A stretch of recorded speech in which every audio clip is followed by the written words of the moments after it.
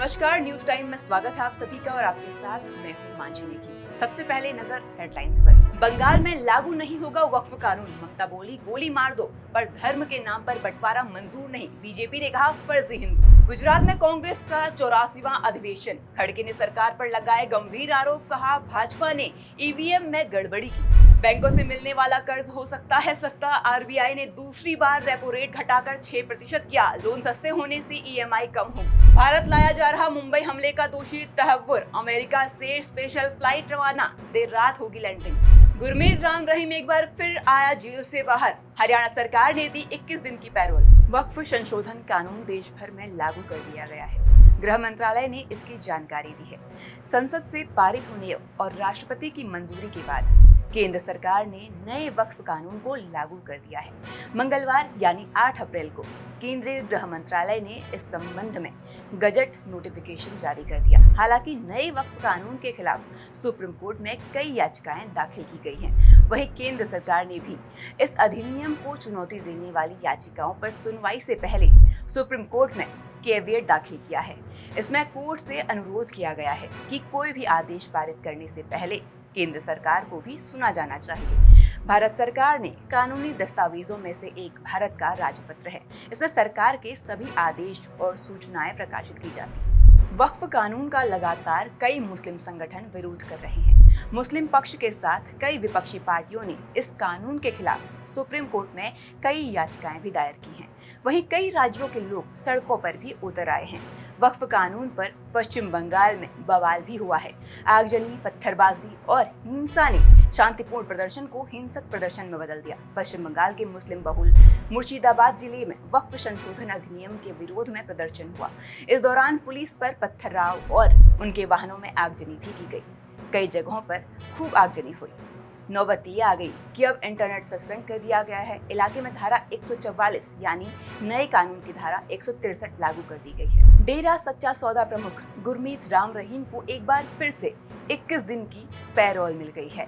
हरियाणा सरकार की तरफ से राम रहीम को ये राहत दी गई है। जी हाँ, जिसके बाद हरियाणा में रोहतक की सुनारिया जेल में रेप और हत्या के मामले में 20 साल की सजा काट रहे डेरा मुखी गुरमीत राम रहीम एक बार फिर जेल से बाहर आ गए हैं। उसे 21 दिन की पैरोल मिली है। 21 दिन तक राम रहीम पूरे सिरसा डेरे में ही रहेंगे।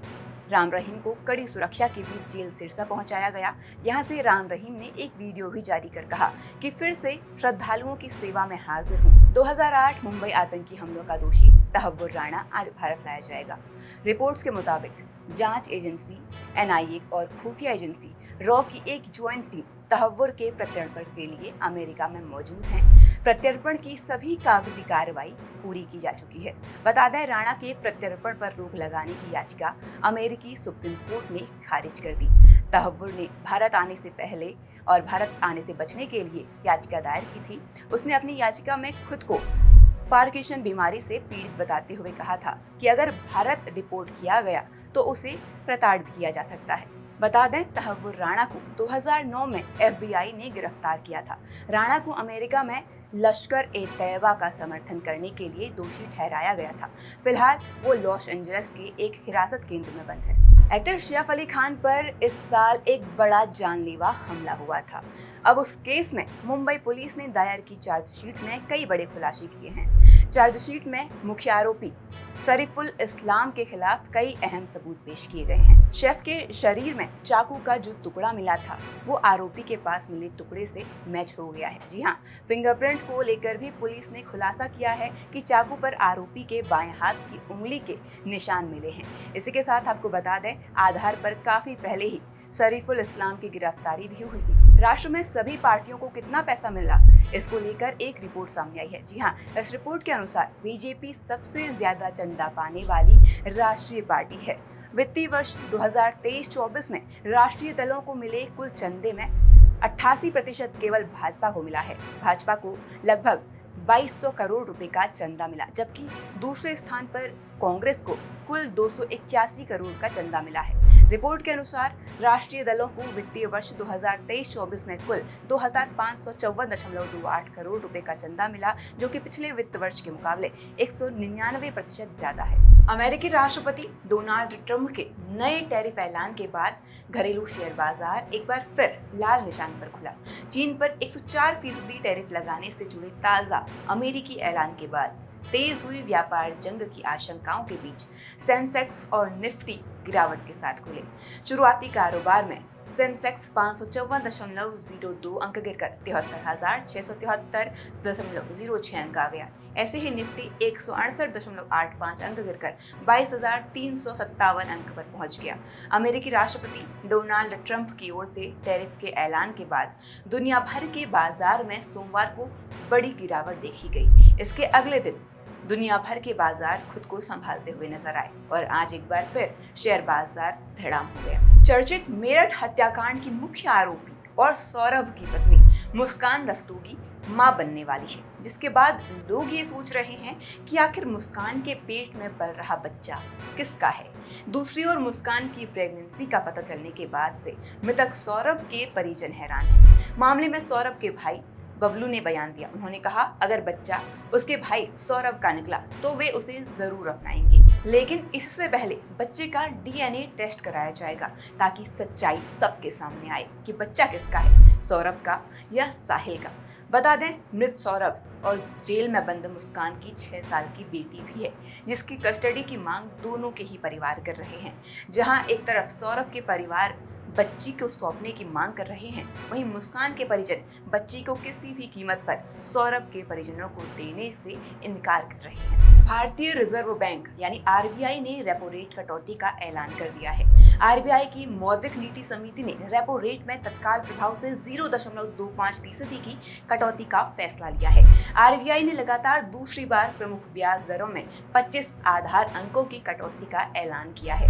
केंद्रीय बैंक के इस फैसले से अमेरिका की ओर से लगाए गए रेसिप्रोकल टैरिफ से प्रभावित अर्थव्यवस्था को सहारा मिलने की उम्मीद भी बढ़ गई है। आरबीआई गवर्नर संजय मल्होत्रा ने कहा, मौद्रिक नीति समिति एमपीसी के सदस्यों ने नीतिगत रेपो दर को तत्काल प्रभाव से 25 आधार अंकों से घटाकर 6% करने के लिए मतदान किया। इस दौरान गवर्नर ने वैश्विक विकास के लिए नई चुनौतियों की ओर इशारा भी किया।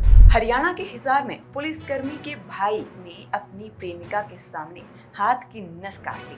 प्रेमिका रूठकर घर छोड़कर गई, जिसके बाद वो उसे मनाने के लिए पहुंचा। प्रेमिका को घर वापस चलने के लिए कहा, लेकिन महिला ने यानी प्रेमिका ने मना कर दिया। इसके बाद उसने खुदकुशी की धमकी दी। प्रेमी ने कहा, या तो तू मेरे संग चल, नहीं तो यहीं मर जाऊंगा। जिस पर महिला ने कहा, यहाँ नहीं, कहीं और जाकर मर। इसके बाद उसने हाथ की नस काट ली। महिला ने पूरी घटना की सूचना पुलिस को तुरंत दी। पुलिस मौके पर पहुंची और घायल को अस्पताल लेकर चली गई। पुलिस की शुरुआती जांच में ये पता चला है कि महिला इस व्यक्ति के घर में किराए पर रहती थी। इसी दौरान दोनों के बीच दोस्ती हो गई। जब दोनों के बीच रिश्ता बन गया तो उसने किराया लेना बंद कर दिया।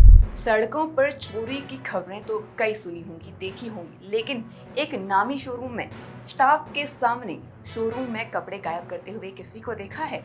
नहीं देखा तो ये वीडियो देख लीजिए। गुरुग्राम का ये वीडियो है जिसमें आप देख सकते हैं कि कैसे 4 महिलाएं अपने पुरुष साथी के साथ शोरूम में पहुंची और चोरी को अंजाम दिया। शोरूम से महिला चोर गिरोह सेल्स गर्ल को चकमा देकर 30,000 के महंगे सूट और साड़ी चोरी करके फरार हो गया। चोरों की ये वीडियो सीसीटीवी कैमरे में कैद हो गई, जिसके बाद इस पूरी घटना का खुलासा हुआ। इस पूरे मामले में खास बात यह है कि कपड़े का ये शोरूम शिवसेना युवा के प्रदेश अध्यक्ष ऋतुराज का है। उन्होंने पुलिस पर भी केस में लापरवाही बरतने का आरोप लगाया है। फिलहाल मेरे साथ इस बुलेटिन में इतना ही। देश विदेश की तमाम खबरों के लिए बने रहें। नमस्कार।